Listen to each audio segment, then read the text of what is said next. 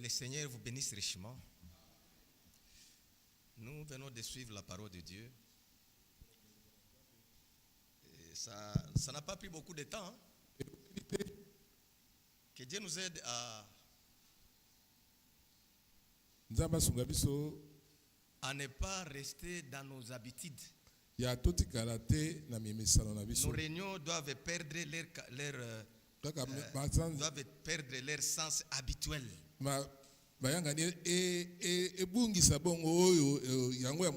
On ne s'habitue pas de Dieu. Bien-aimés frères Bosenge, vous devez comprendre que nous sommes au temps de la fin, des temps de la fin même. Il y a eu le premier âge de l'église, deuxième, troisième, quatrième, cinquième. Nous sommes au dernier âge. Et vous devez comprendre que nous qui sommes arrivés au dernier âge, Dieu nous a donné beaucoup plus. Parce que tout ce qui s'est passé avec ceux qui nous ont précédés, pour nous c'est devenu une leçon. Nous avons vu les échecs, nous avons vu les avancées, et on peut y tirer une leçon. Mais il y a aussi les instructions qui ne sont pas liées à tous ces gens, sont liées directement avec nous. Le Seigneur ne va pas juger les gens des fesses par les instructions qu'il nous a données aujourd'hui. Aujourd'hui, il y a des instructions directes. Et aujourd'hui, nous sommes sur la ligne directe. Le Seigneur nous parle d'une manière directe. Mais ce qui est bien avec le Seigneur, sa parole du commencement, c'est sa parole de la dernière fois. De la fin. Dieu ne vient pas pour se dédire. Il ne peut pas dire et puis dire bon. Non. Si Dieu dit A le matin, revenez à 12h, il dira encore A. Croyez, ne croyez pas, à 15h, il dira toujours A. Acceptez, ne pas accepter, jusqu'au soir, le Seigneur dira la même chose. Et ça, c'est notre Dieu. Cette leçon que nous venons d'écouter, elle était courte. Mais elle est résumée en disant, qui suis-je? Qui suis-je moi? Qui es-tu toi? Pour passer à côté ce que Dieu a donné à ses envoyés. C'est profond. C'est profond. Qui suis-je moi? Qui es-tu toi? Qui sommes-nous pour passer à côté de ce que Dieu a fait ou de ce que Dieu a donné par ses envoyés? Nous ne sommes rien, mes bien-aimés frères. Le secret réside sur l'envoyé de Dieu. C'est la leçon même de ce soir. L'envoyé de Dieu, c'est quelque chose de très très important. On peut commencer par Jean chapitre 17 pour retrouver cette pensée. L'envoyé de Dieu. L'Écriture dit, nous sommes au verset 3. Or la vie éternelle, c'est qu'ils te connaissent, toi le vrai Dieu, et celui que tu as envoyé, Jésus-Christ. Bien-aimés frères, l'envoyé de Dieu, c'est Jésus-Christ. La vie éternelle y est liée. Connaître le vrai Dieu, ce n'est pas donné à tous. Pour que les gens puissent connaître le vrai Dieu, il a fallu que Dieu lui-même vienne se révéler aux gens. Et Dieu s'est révélé en Jésus-Christ. C'est comme ça que nous avons connu Dieu. Et nous avons reçu la vie éternelle. Jésus-Christ en tant qu'un envoyé de Dieu. Et ça c'est très important. Passer à côté des programmes de Dieu, passer à côté de l'envoyé de Dieu, c'est de rater l'objectif. C'est être dans son propre programme. Écoutez comment ça a évolué. Au verset 18 de Jean 17, l'envoyé de Dieu dit ceci. Comme tu m'as envoyé dans le monde, je les ai aussi envoyés dans le monde. Dieu a envoyé Jésus comme son envoyé dans le monde. Et Jésus maintenant, ça c'est l'ordre divin. Il dit comme moi j'ai été envoyé de Dieu, moi aussi j'ai envoyé les apôtres. Mes bien-aimés frères, celui qui reçoit, celui que Dieu a envoyé, il reçoit Dieu. Celui qui reçoit, celui que Jésus a envoyé, il reçoit le Seigneur. C'est ça le secret. Ça ne passe pas outre. Et vous allez comprendre que à chaque fois que Dieu a envoyé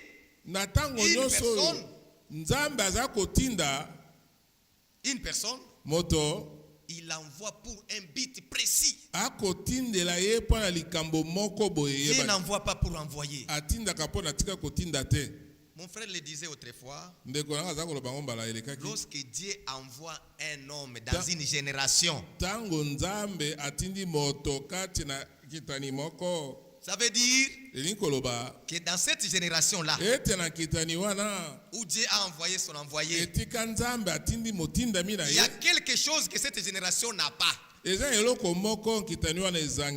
Toutes les églises de cette génération, il y a quelque chose qu'ils n'en ont pas. Parce que s'ils avaient quelque chose qui plaît à Dieu, Dieu ne pouvait pas envoyer ses envoyés. Il pouvait se contenter des gens qui sont sur le terrain. Mais lorsque Dieu envoie quelqu'un, lorsque Dieu a envoyé Jean-Baptiste, c'est-à-dire dans le monde entier de cette époque-là, Jean-Baptiste avait quelque chose de spécial. Et pour être en contact avec Dieu, pour plaire Dieu, pour être dans la volonté parfaite de Dieu, il fallait écouter Jean-Baptiste à son temps. Ça passait par là, mes bien-aimés frères. Et pourtant, il y avait le temple. Il y a les gens qui allaient là-bas. Il y a les gens qui amenaient jusque-là leurs offrandes. Mais à Jean, il pouvait citer un homme. Il dit au peuple, regardez, voici l'agneau. Ça c'est maintenant l'agneau de Dieu. Qui ne couvre pas mais qui ôte les péchés.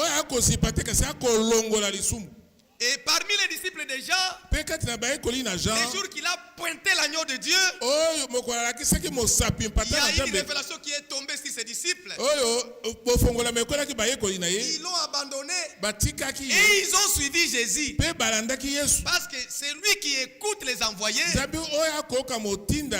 ne sera pas fanatique. Il doit suivre le Seigneur.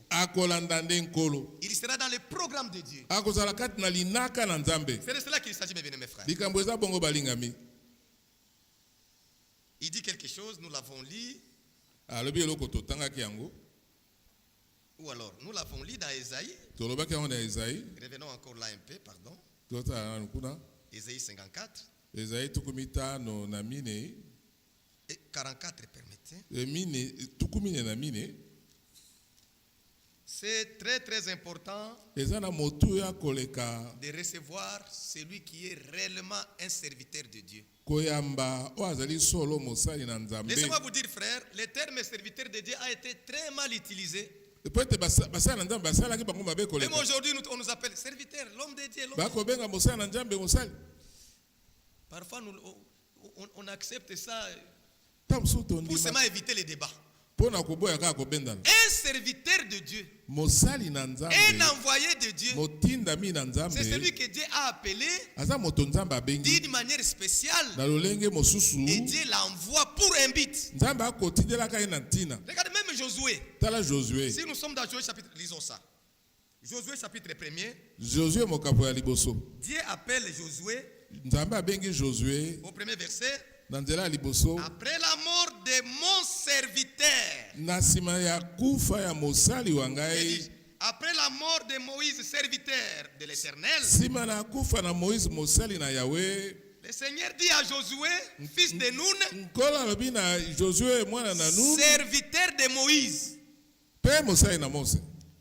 Imaginez que Dieu prend Josué. Il est serviteur de Moïse. Mais Moïse, il est serviteur de Dieu. Être appelé serviteur de Dieu, ce n'est pas se réveiller avec des écritures, des passages, aller prêcher, dire je suis serviteur de Dieu. Je suis envoyé de Dieu. Il y a des gens qui disent ça, même les femmes disent, je suis envoyé de Dieu. Dieu m'a envoyé. Prends cet audio, envoie ça à 12 personnes. Des histoires. Que Dieu nous préserve, bien mes frères. Même Aaron n'était pas appelé serviteur de Dieu. Et pourtant, nous sommes d'abord laissez-moi prendre ça dans Hébreux chapitre 5. Aaron n'était pas n'importe qui. Mais vous pouvez consulter. Il a marché avec Moïse. Jamais Dieu l'a appelé mon serviteur. Mais à Moïse, il était appelé serviteur de Dieu. Et Dieu l'avait envoyé. C'est-à-dire au temps de Moïse, refuser ce que Moïse dit en sa qualité d'envoyé de Dieu, ça veut dire vous refusez Dieu, c'est tout. Hébreux 5. Premier verset. On peut limiter à 4. En effet, tout souverain sacrificateur pris du milieu des hommes et établi pour les hommes dans les services de Dieu, afin de présenter les offrandes de sacrifices pour les péchés. Il peut être indulgent pour les ignorants et les égarés, puisque la faiblesse est aussi son partage. Et c'est à cause de cette faiblesse qu'il doit offrir des sacrifices pour ses propres péchés, comme pour ceux du peuple. Verset 4. Nul ne s'attribue cette dignité. Nul ne s'attribue cette dignité s'il n'est pas appelé par Dieu, comme le fit Aaron. Regardez, c'était Dieu qui avait élevé Aaron en dignité. Mais il ne pouvait pas s'attribuer lui-même si ce n'est pas Dieu qui l'avait appelé. Mais jamais Aaron a été appelé serviteur de Dieu. Pour être appelé serviteur de Dieu, il fallait participer au conseil de Dieu. Il fallait avoir quelque chose que le monde n'a pas, que les églises n'en ont pas. Alors lorsqu'il venait cet homme-là dans la génération, lorsqu'un homme envoyé venait dans la génération, il était spécial. Il amenait quelque chose que le monde pouvait regarder, ne pas comprendre. Seuls les enfants de Dieu de l'époque pouvaient recevoir. Et nous avons vu les déclarations telles que dans 1 Roi chapitre 17, allons là vite.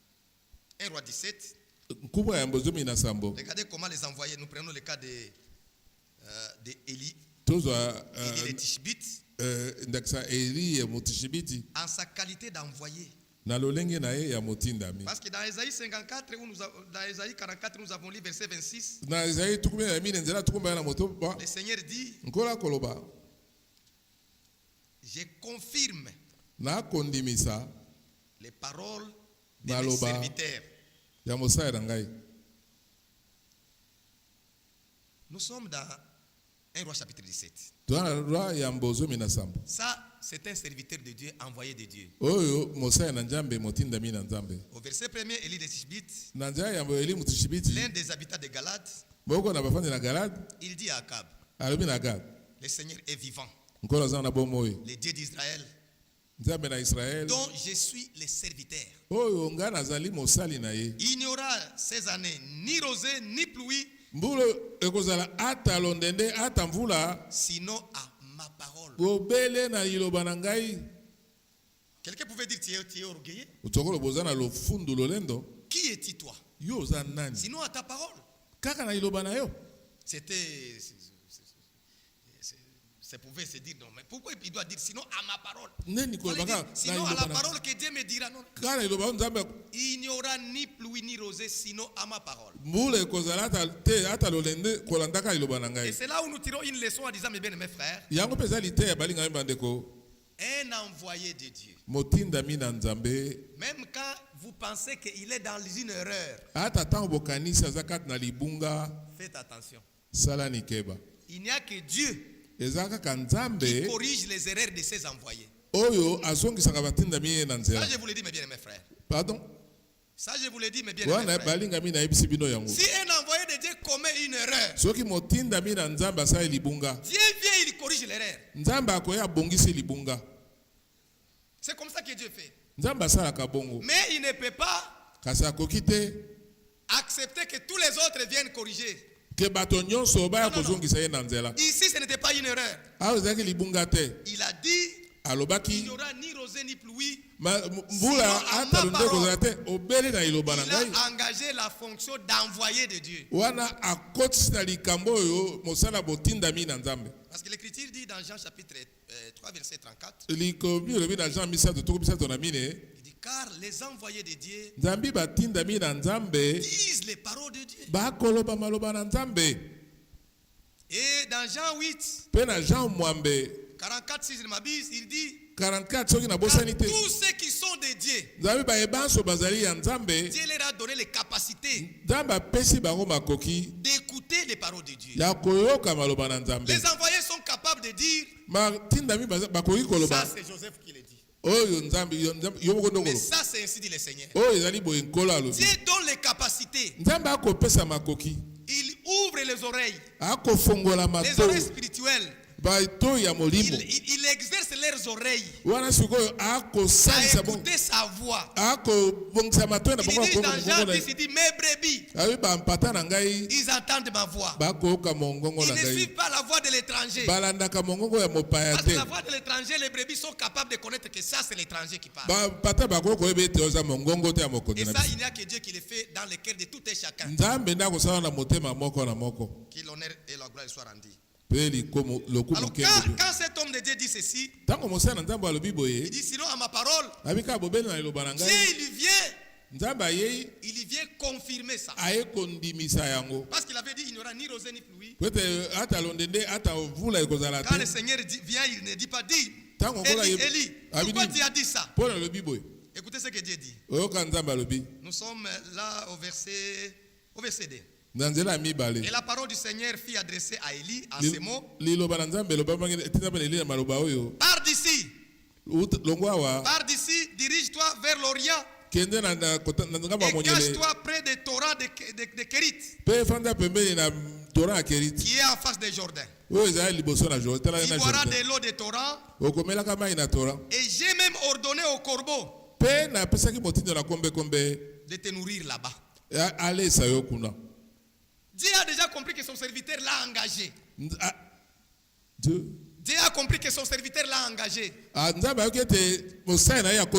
lorsqu'il vient, il lui dit ok, comme il n'aura pas la pluie, toi tu ne dois pas souffrir. Va au torrent de Kérit, près des Jourdains, j'ai ordonné même au corbeau de te nourrir là.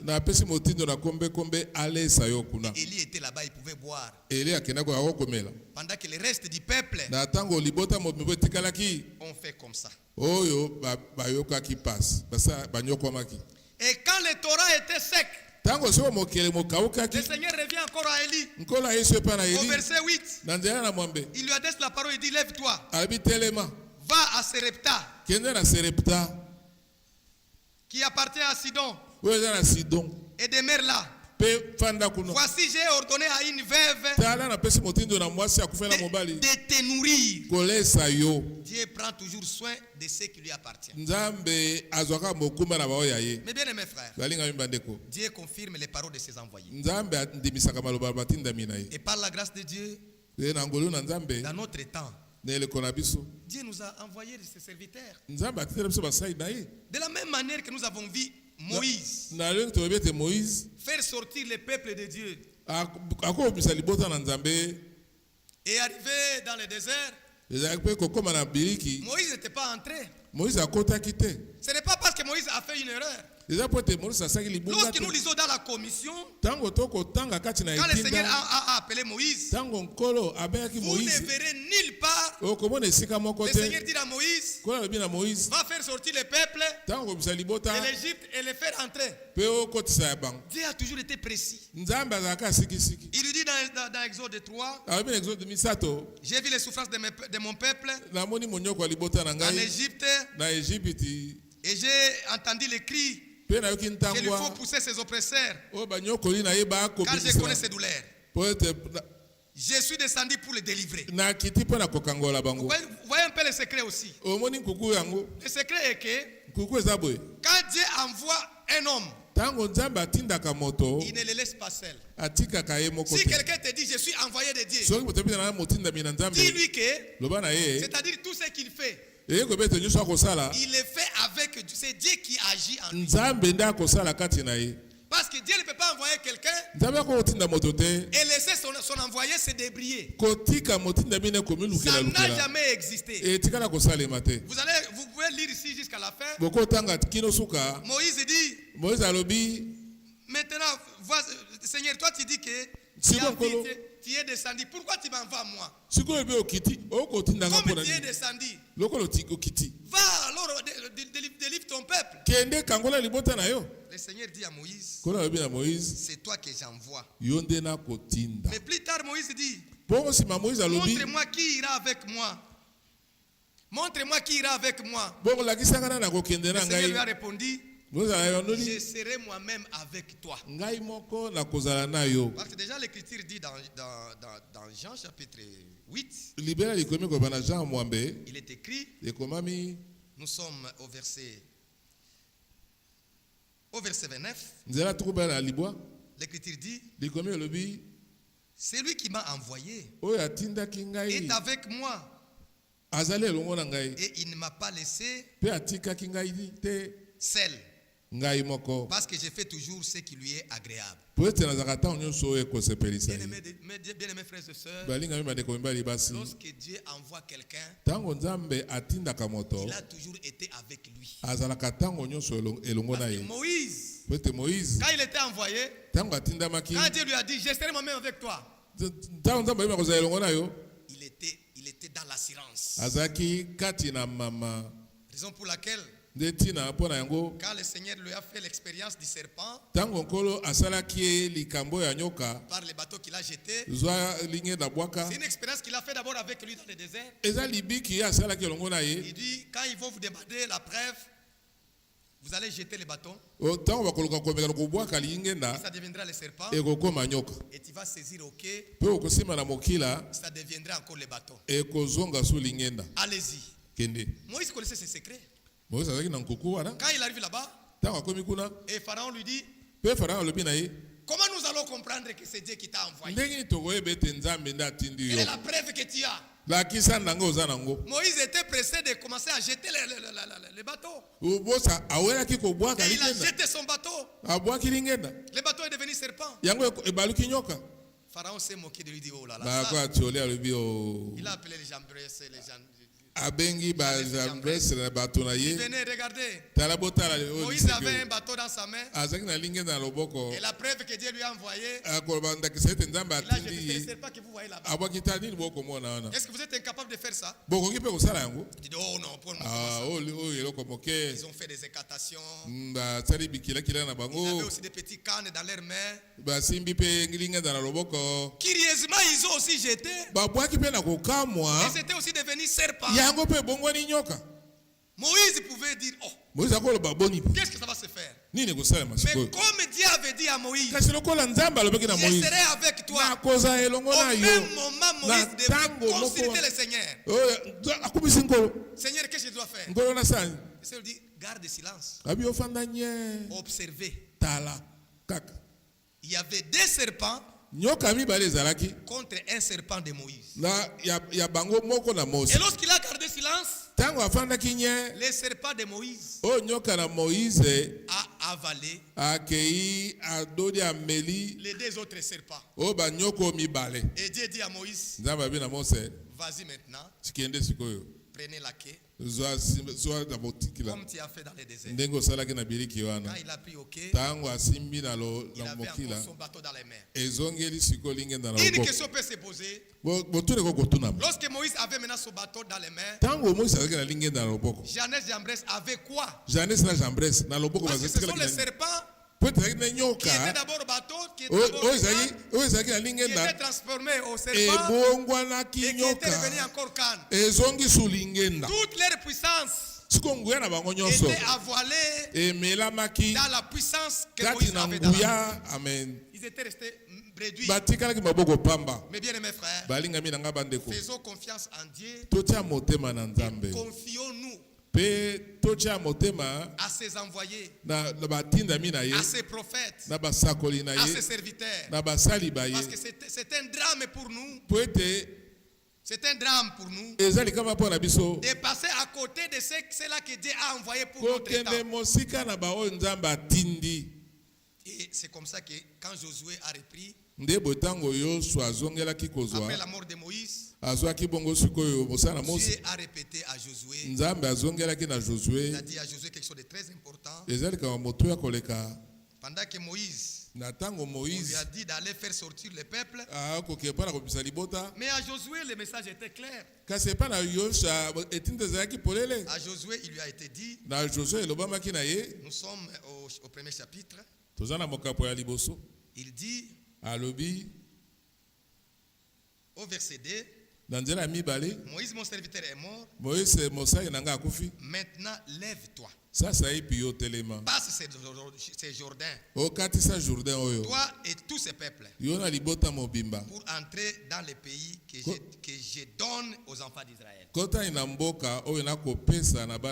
Voyez que Josué avait l'ordre de mission claire d'entrer. Mais Moïse avait l'ordre de faire sortir. Raison pour laquelle Dieu seul connaissait le moment où il devait arrêter avec Moïse et le moment qu'il pouvait reprendre avec Josué. Et ce qui était bon dans tout ça, le Seigneur dit à Josué au verset 7, fortifie-toi seulement et ayez bon courage en agissant fidèlement selon toute la loi que Moïse mon serviteur t'a prescrit. Ne t'en détourne ni à droite ni à gauche, afin de réussir dans tout ce que tu entreprendras. Ce n'est pas que Moïse a échoué. Moïse a fait sa part. Et quand Josué vient, il dit à Josué, ne te détourne ni à gauche ni à droite à ce que Moïse t'a prescrit. Le message de Dieu ne change jamais. L'homme de Dieu, Edouard Frank, pouvait le dire. Si Dieu n'a pas envoyé Frère Branham, je n'aurais pas un message. Je n'aurais rien à prêcher. Et si je peux avoir quelque chose, je l'épuise dans ce que Dieu a donné à Frère Branham. Et je les distribue. Parce que c'était ça aussi sa mission. Mais comme à Josué, c'était un ministère de la fidélité. Le dernier mandat aussi a reçu un ministère de la fidélité. Mais ce qui était bien avec les messagers du temps de la fin, lui aussi, comme il pouvait dire, il dit, j'ai prêché toutes choses comme Paul. Il dit, si les gens de Paul vont entrer, c'est de mon époque, entrera aussi. Parce que j'ai présenté les mêmes choses comme Paul. Les envoyés de Dieu, ils ne se divergent pas. C'est aussi ça aussi les secrets. Ils peuvent venir dans différents âges, dans différentes périodes. Mais comme il s'agit du même Dieu, comme il s'agit du même esprit, ils ont le même langage. Ésaïe 52. Nous le lisons aussi. Ésaïe 52. Écoutez au verset 6. L'Écriture dit, c'est pourquoi mon peuple connaîtra mon nom. C'est pourquoi il saura en ce jour que c'est moi qui parle. Mais voici qu'ils sont beaux sur les montagnes, les pieds de ceux qui apportent les bonnes nouvelles, qui publient la paix, de celui qui apporte des bonnes nouvelles, qui publie les salis, de celui qui dit à Sion, ton Dieu règne. Écoutez verset 8. La voix de tes sentinelles retentit. Elles élèvent la voix. Il s'agit de plusieurs sentinelles. Il s'agit de plusieurs prédicateurs. Mais il faut entendre une seule voix. Pas plusieurs voix. Voyez mes bien mes frères. Car elles poussent ensemble les cris d'allégresse. Car de leurs propres yeux, elles voient que le Seigneur ramène Sion. Ils éclatent ensemble des cris de joie. Ruine de Jérusalem. De cette ruine-là, le Seigneur est tenté de ramener son peuple. Ça se merveille, mes bien-aimés frères. Et alors, il est encore écrit dans Romains 10, qui appartient aussi à cela. Au verset 15, l'Écriture dit, et comment y aura-t-il de prédicateurs s'ils ne sont pas envoyés? Comment il y aura des prédicateurs s'ils ne sont pas envoyés? Mais selon qu'il est écrit, qu'ils sont beaux les pieds de ceux qui annoncent la paix, de ceux qui annoncent des bonnes nouvelles. Que Dieu nous aide, mes bien-aimés frères. Verset 16. Mais tous n'ont pas obéi à la bonne nouvelle.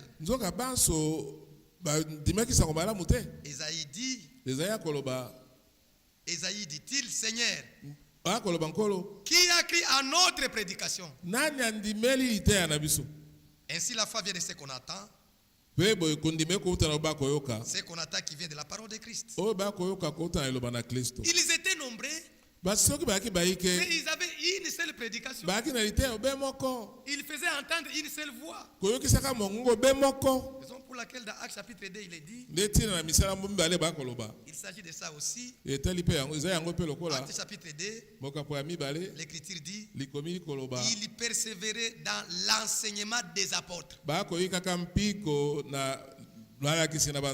Regardez que les apôtres sont au pluriel. Mais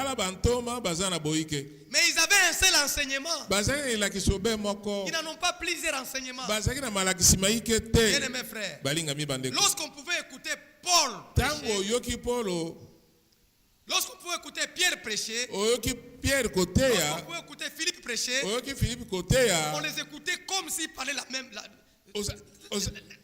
chose. Et le peuple était édifié. Il s'agissait du même langage. Et regardez, c'est là où le Seigneur nous conduit aujourd'hui. Dans le monde entier, bien mes frères, nous n'avons pas plusieurs enseignements. Nous avons l'unique enseignement des apôtres. Et c'est là aujourd'hui le Seigneur a permis que nous puissions avoir ça par la moyen de la retransmission. Et ça nous permet de marcher au même pas. Ça nous permet d'avoir la même prédication mondialement. Qui a fait ça? Qui a fait ça?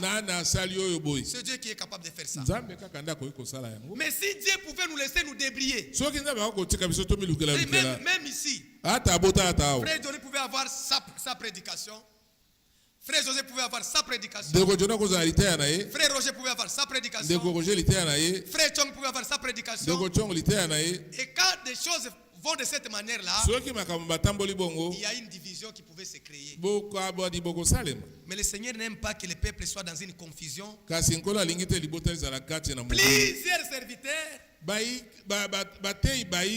un seul enseignement. Et aujourd'hui, nous sommes revenus dans l'enseignement des apôtres,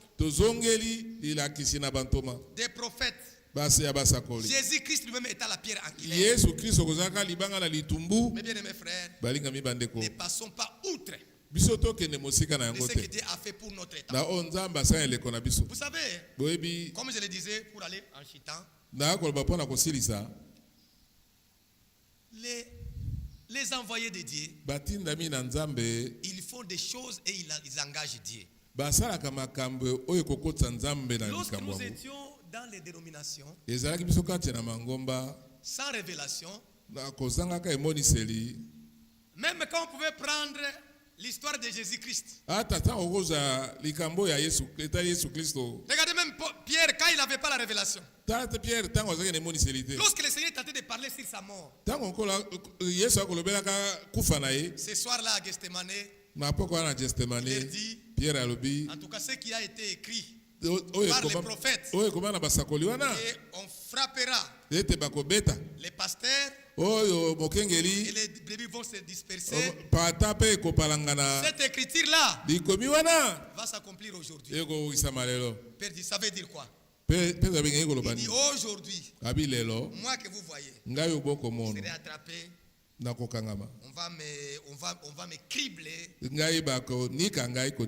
et on va me tuer. Pierre dit non Seigneur. Non. Toi tu es notre leader. Non. Loin de ça. En tout cas Seigneur, que tout arrive, pas ça. Et si ça arrivait, en tout cas, vous n'allez pas mourir, à moins que nous puissions mourir. Le sang de Pierre ne pouvait pas nous sauver, mes bien-aimés frères.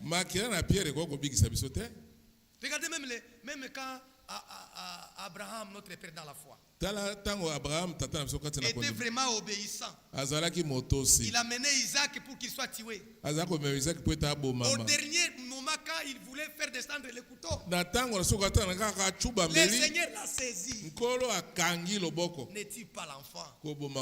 Parce qu'il fallait que ce soit le sang d'un innocent qui devrait couler. Le sang d'Isaac ne pouvait pas aussi nous sauver. Le Seigneur a dit laissez. Je comprends que tu m'aimes. Il y a un temps où le sang d'un innocent doit être écoulé. Pierre a fait tous ces gymnastiques. Seigneur lui dit d'ailleurs, toi, tu vas me renier 3 fois avant les coqs chantent. Donc c'était un message très précis. Donc tous les coqs de ce jour-là,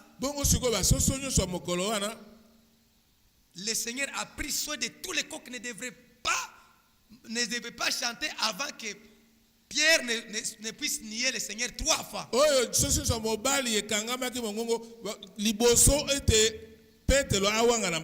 de femmes, pas Pas une fois, 3 fois.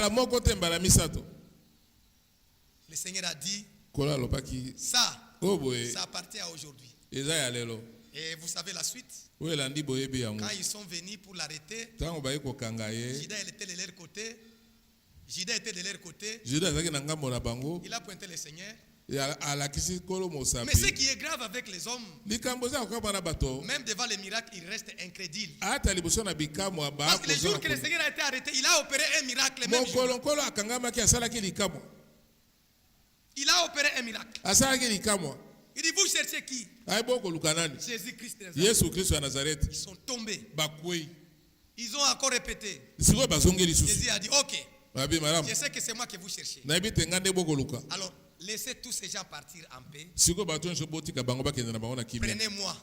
Pierre dit non. Je vous avais prévenu que là où toi tu vas mourir, on sera à deux.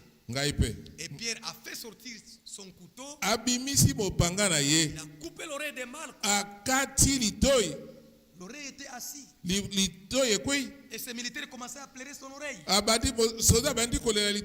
Le Seigneur n'a pas dit à Pierre, merci mon frère. Maintenant contournez là. Pierre, quand il a fait ça, je suppose qu'il a regardé au Seigneur pour dire, je te disais, j'ai déjà commencé. Et ce n'est pas tout. Je vais faire des histoires ici. Le Seigneur dit non. Pierre, tu as appris ça d'où?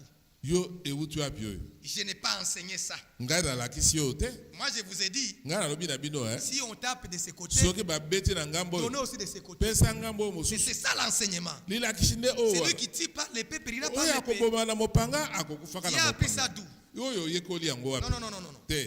Il a pris l'oreille. Il était déjà assis. Il a remis à la place. C'était un miracle, n'est-ce pas? Et ils ont vu ce miracle. Malgré ça, ils étaient endurcis. Ils ont seulement pris. Même le diable n'avait pas la révélation. Le diable n'avait pas la révélation. Il pensait qu'en tuant Jésus, il va tuer son influence. Et il va tuer la parole. Ça sera fini. C'est lui qui doit continuer à être grand. Mais il ne savait pas qu'il fallait que le sang coule. Il s'est rendu compte plus tard. Lorsque dans Matthieu 27, quand le Seigneur est descendu dans le séjour des morts pour lui dire, donnez-moi les clés des morts et des séjours des morts. Satan a dit non, ce n'est pas. Satan était vaincu. Par la mort, le Seigneur l'a vaincu. Très souvent, dans une faiblesse terrible, le Seigneur nous donne la victoire. Ça c'est terrible. Regardez ce qu'il a fait avec Samson. Comme je vous disais, c'est dans Juge. Nous allons lire ça avant que nous terminions. Quand on prêchait cette histoire de Samson, même aujourd'hui, allez dans les dénominations, il vous prêche que ne soyez pas comme Samson. Ne soyez pas comme Samson. Il est allé il était séduit. Il ne faut pas être comme Samson.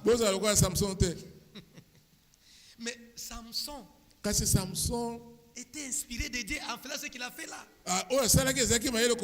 L'Écriture dit, on peut le retrouver dans Juge 14. Juge 14. Écoutez. On peut bien condamner un envoyé de Dieu, mais il faut faire attention. Si un envoyé de Dieu donne une déclaration et que vous ne comprenez pas, ne discutez pas. Remettez ça entre les mains de Dieu. Ne commencez pas à dire le contraire de ce qu'un envoyé de Dieu dit. Parce que lui, il doit répondre.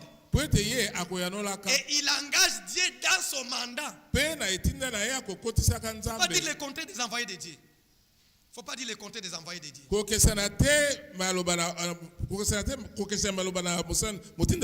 Terminons d'abord ici. Écoutez. C'est au verset 4. Mais on peut commencer au premier verset. De Juge 14. Samson descendit de Tina. Et il vit une femme parmi les filles des Philistins. Lorsqu'il fit remonter, il le déclara à son père et à sa mère. Et il dit, j'ai vu à Timna une femme parmi les filles des Philistins. Prenez-la maintenant pour ma femme. Écoutez son père. Verset 3.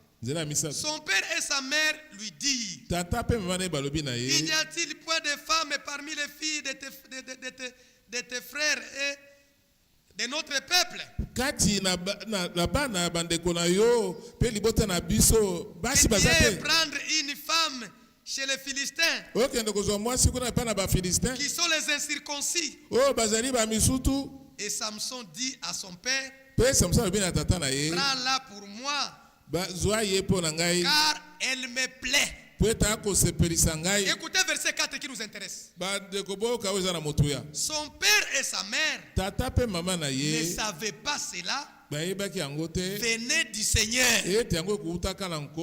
Donc le fait que Samson puisse aller prendre, aller marier aux Philistins, cela venait de l'Éternel. Mais son père et sa mère ne savaient pas. Car Samson cherchait une occasion de dispute de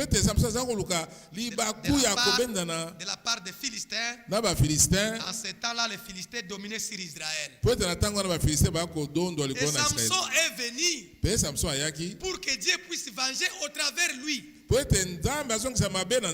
n'était pas Samson qui devrait travailler, mais c'est Dieu qui devait travailler au-dedans de Samson. Et laissez-moi vous dire, mes bien-aimés frères, tout cela que Dieu envoie, ce ne sont pas eux qui travaillent, c'est Dieu qui travaille en eux.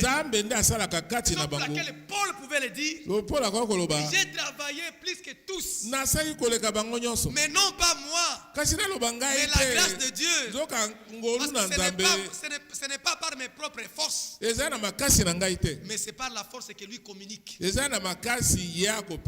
que Dieu soit remercié. Vous savez qu'Israël était dominé par Israël a Philistins. Et Dieu voulait venger. Comme vous connaissez l'histoire, Samson a tué par ses mains. Mais regardez l'objectif de Dieu n'était pas atteint.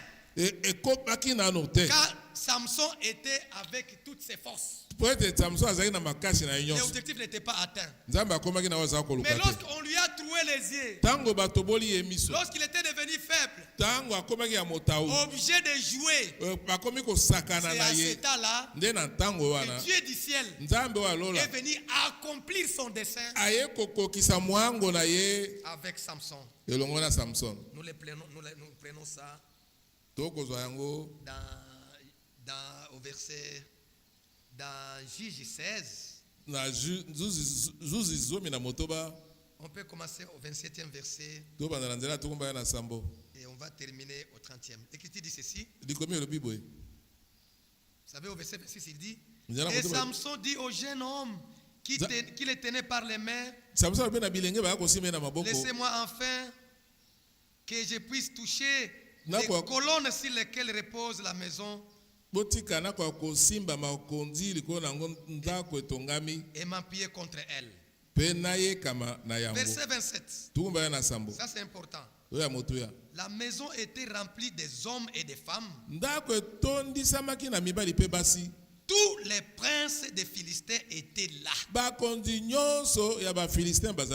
Tout était là. Or, le Seigneur voulait terminer avec les Philistins. On parle des hommes et des femmes. Étaient là, mais aussi tous les princes. Ils étaient là. Il y avait sur les toits environ 3000 personnes, hommes et femmes qui regardaient Samson jouer. Alors Samson évoqua le Seigneur et dit, Seigneur éternel, souviens-toi de moi. Je te prie au Seigneur, donne-moi de la force seulement 7 fois. Et que d'un seul coup, J'ai-il vengeance de ces Philistins pour mes désieux? Pour mes désieux. Pour la mission Nangaï. Et Samson embarrassa les deux colonnes au milieu sur lesquelles reposait la maison. Il s'appuie contre elle. L'une était à droite et l'autre à gauche. Écoutez verset 30. Samson dit que je meurs avec les Philistins. Il se pencha fortement et la maison tomba sur les princes et sur tous les peuples qui y étaient. Ce qui fit périr à sa mort. Firent plus nombreux que ceux qu'ils avaient tués pendant sa vie. Donc quand lui tuait pendant sa vie, il n'avait pas atteint l'objectif. Mais pendant sa faiblesse là, tous les Philistins, un grand nombre de gens ont été tués. Et c'était ça l'objectif de notre Dieu. Que Dieu nous aide, bien-aimés frères, à rester dans son programme. Le programme qu'il nous a envoyé pour notre temps. C'est un frère qui avait prêché ça. Il disait, quand il y a une école 6e ou 6e primaire ou 6e des humanités, les gens qui sont dans l'inspection connaissent ça. Chaque année, il y a un programme. Il y a un programme. Et quand il y a un programme pour l'enseignement, les enseignants ne se réfèrent qu'au programme. Les questions qu'on doit poser se réfèrent toujours au programme. On ne peut pas prendre une question qui n'a pas été dans le programme. Raison pour laquelle même un élève doué, même un élève très intelligent, même un professeur très intelligent, il ne doit pas quitter le programme pour montrer qu'il est très intelligent, dire que ça c'est trop léger, commencer à chercher les choses de sa propre manière pour épater déjà qu'il est intelligent. Lorsqu'on va poser l'interrogation, lorsqu'on va poser les examens, on va les poser par rapport au programme. Alors si toi tu étais sorti en dehors du programme, tu vas échouer aux examens parce que tu es allé hors programme. C'est comme ça que c'est faire prêcher. Ces jours-là, c'était bien à l'église. Les frères qui étaient la chair en train de dire, les gens de dénomination sont hors programme. Est-ce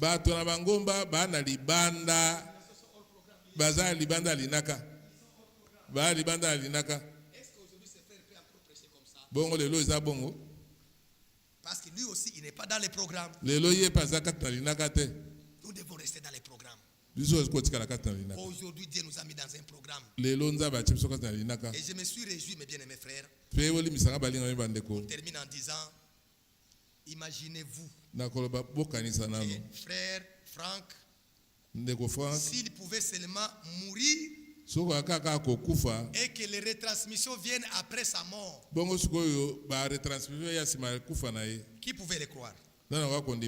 Mais Dieu a accepté que ses frères soient vivants.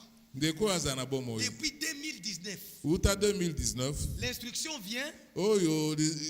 Il lit cette instruction avec ce que Dieu lui avait dit. Dieu m'avait dit, quand la dernière action commencera, je te parlerai de nouveau. Et quand Dieu est venu lui parler, il a trouvé déjà les retransmissions. Et Dieu lui dit, retransmets pour et tous. À cette prédication de William Branham, qu'il voit comment j'ai fait, comment je vais achever. Nous l'avons écouté dans cette prédication qui vient de passer. Jean 14 et 12. Il n'y a que Frère Branham qui citait ça. Lorsqu'il prêchait, il n'y a aucun prédicateur au temps de Branham.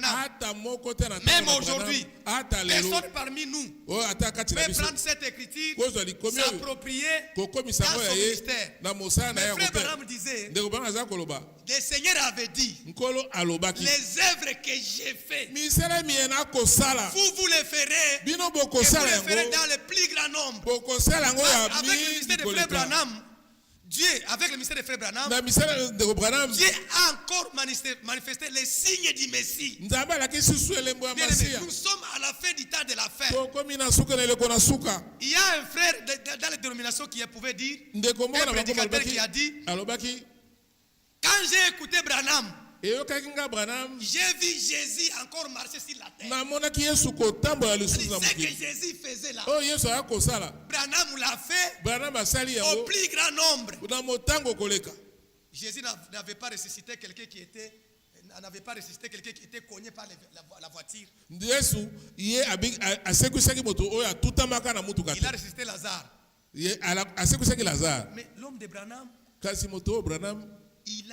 il a trouvé un homme qui était cogné, une fille qui était déjà décédée, déjà décapitée. Donc vous savez comment un véhicule pouvait cogner. Il arrive là, le Seigneur lui ordonne de faire quelque chose. Et cette fille est revenue à la vie. Du côté du Japon, il y a des gens qui étaient nés sans main. Frère Branham dit aux gens, est-ce que si le Seigneur donne la main, si le Seigneur guérit, non, là c'était en rapport avec aveugle. C'était avec un aveugle, quelqu'un qui adorait le roi soleil, était tombé aveugle, et il y avait plusieurs dénominations qui priaient pour lui. Il n'était pas guéri. Frère Branham les avait lancé un défi. Il dit, est-ce que si cet homme ici voit, vous allez croire? Oui, nous allons croire. Il a appelé Jésus en action. Et cet homme a vu. Est-ce que ces gens-là ont crié jusqu'à aujourd'hui? Frère Branham a trouvé quelqu'un qui est né pendant la Deuxième Guerre mondiale. Pendant les affaires des bombes Nagasaki et Hiroshima. Il y a des gens qui étaient nés sans main. C'est comme ça qu'il est né. Mais Frère Branham, dans son ministère, il a appelé Dieu. Il a invoqué le nom de Jésus-Christ. Et cet homme a eu une autre main. Ça, ce n'était pas fait dans tous les prédicateurs ici. Mais Dieu l'a confirmé. C'était en rapport avec Jean 14 et 12. Bien-aimés frères, restons dans le programme de Dieu. Frère Franck dit, le Seigneur est venu lui dire, retransmets pour eux. Et pour nous l'église, nous avons vu comment le Seigneur a fait. Mais comme Dieu a un rendez-vous avec la terre, il va encore, il va embraler la terre. Il y aura un témoignage. Ce témoignage, c'est avec l'église. Laissez-moi lire ça pour terminer. On ne peut pas partir dans l'enlèvement sans que cela ne soit arrivé à chacun de nous. Le Seigneur est dans l'obligation de nous témoigner. L'église va faire encore des choses que les gens qui nous regardent vont réaliser que Baoyo Baza Nzambe. Ceux-ci sont pour Dieu. Ils vont dire Baoyo Baza Nzambe. Ils diront que Baoyo, ceux-ci sont de Dieu. Qu'ils croient ou pas, mais ils confesseront en tout cas avec ces gens ici. Dieu est avec eux. L'enlèvement viendra. Nous sommes on termine par là. Hébreux chapitre 11. Hébreux chapitre 11. On commence au verset 5 à 6.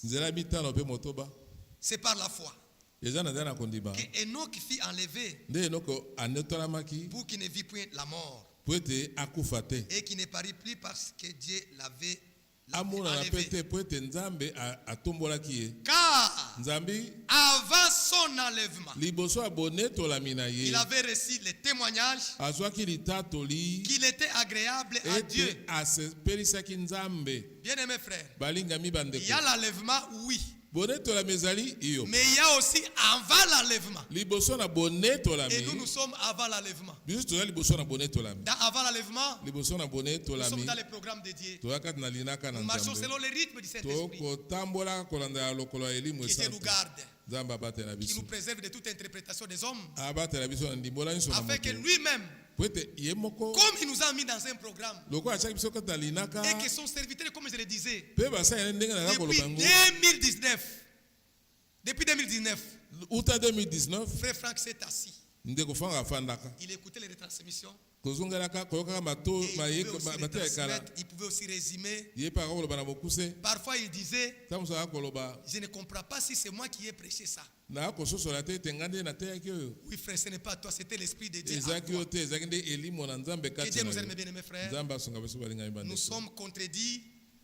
Nous sommes contredits par plusieurs, mais nous vous exhortons de rester dans les programmes de Dieu. Ceux qui vont rester dans ces programmes ne seront jamais trahis. Très bientôt, ça ne sera pas nous. Ça sera Dieu à nous qui va nous témoigner et qui va manifester que nous étions dans son programme. Qu'il bénisse sa parole.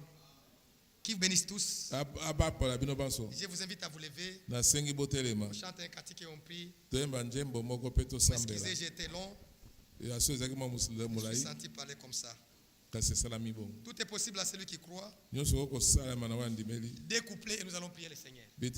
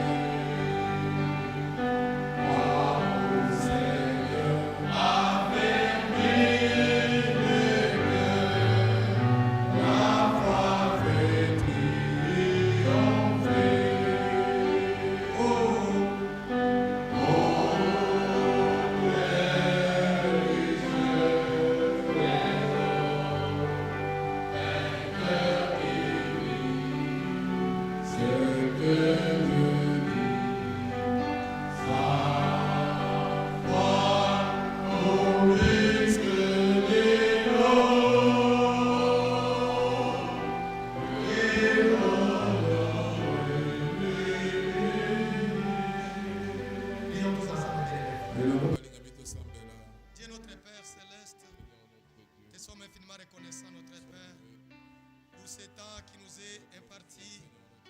Nous sommes arrivés au temps où tu veux achever ton œuvre. Et dans l'achèvement, Seigneur, tu nous retournes dans l'enseignement des apôtres et des prophètes. Jésus-Christ est à la pierre angulaire. Merci pour ton programme, Seigneur.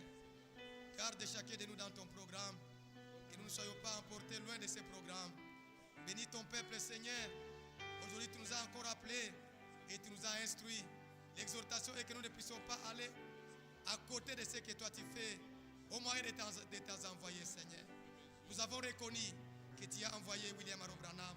Nous avons reconnu que tu as poursuivi avec Edouard Frank.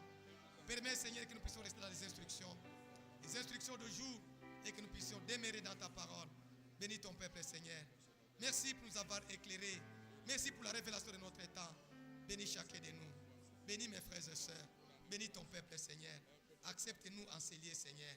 Permets que nous puissions rester dans ce que tu donnes. Loin de nous, chaque programme des hommes, les hommes peuvent bien dire, peuvent bien prêcher. Et s'ils ne sont pas dans ton programme, Seigneur, accepte-nous de demeurer dans ce que toi tu fais aujourd'hui. Bénis chacun de nous. Bénis ton œuvre en ces lieux. Bénis de tes serviteurs. Souviens-toi de chacun de nous, Seigneur. Merci notre Dieu. Frère Johnny, bénis mon frère.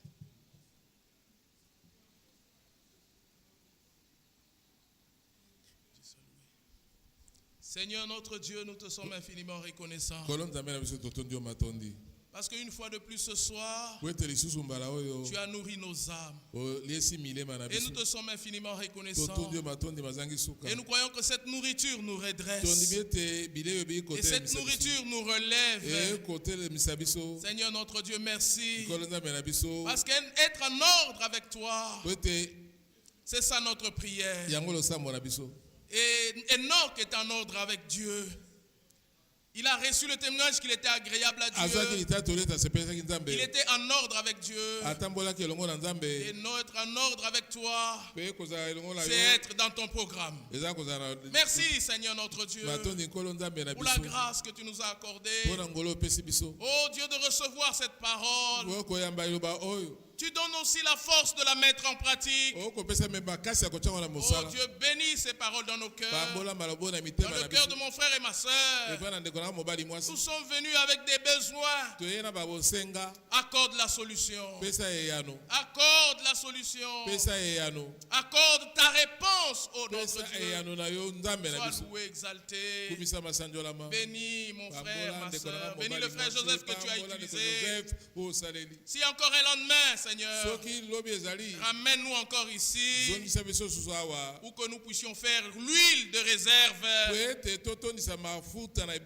Oh Dieu Tout-Puissant, que nos lampes restent allumées jusqu'à ce que Jésus-Christ reviendra. Sois loué, exalté pour le baptême du Saint-Esprit, pour le scellement du Saint-Esprit, jusqu'au jour de la rédemption. Au nom puissant de Jésus, nous t'avons ainsi demandé. Amen. Amen. Que le Seigneur Dieu bénisse richement. Bénisse son serviteur, notre frère Johnny. Il y a des frères qui nous ont suivis en ligne. Parmi eux, il y a frère David Fataki, frère Neville Chitea, notre frère, la famille de notre frère Onokoko, sœur Béa Katalai, sœur Grace Diasivi, frère Henri Katukulu, frère Dido Mwambayi, et depuis la France, c'est notre sœur Nana Akono. Que Dieu bénisse tous les frères qui étaient en ligne.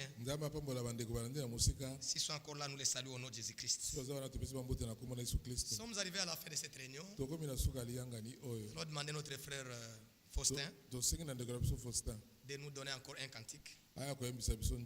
Et nos frères vont nous donner les go pour les sortir. Que la paix nous accompagne dans nos foyers au nom de Jésus-Christ. Amen.